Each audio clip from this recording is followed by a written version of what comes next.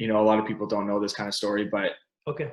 in my, obviously the coaches were out watching our national tournament, and it was the first time Trinity has made it in, I think, since 2009. So it was a massive thing for our program and massive thing for me personally. And I actually, when this whole thing was going down, the whole CPL draft and everything, when they reached out to me, the CPL reached out to me, I actually wasn't going to go in the draft at all because I just wasn't sure where the league was at, how they're going to draft players. I didn't want to go to an East Coast team. I either wanted to go to Pacific at that time that was close to home, or Calgary, which I already had a relationship with PDL, right?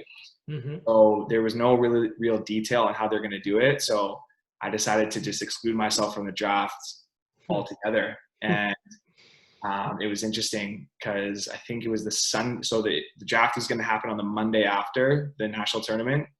And I got a call on Sunday night.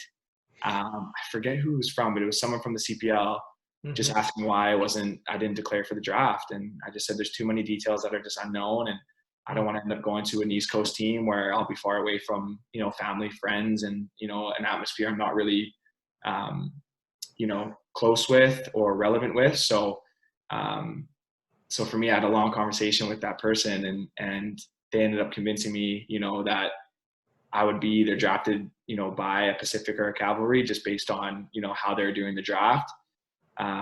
So just knowing those details, I re-entered the draft, and actually that's why I got drafted so late, because I was such a late addition to the draft that, you know, obviously Tommy and I had talks before, and he was going to draft me. And, you know, at that time I didn't really care what number I went as long as I got drafted by him. So, it was interesting that way. I'm not really sure what round I would have went, but, you know, that's why.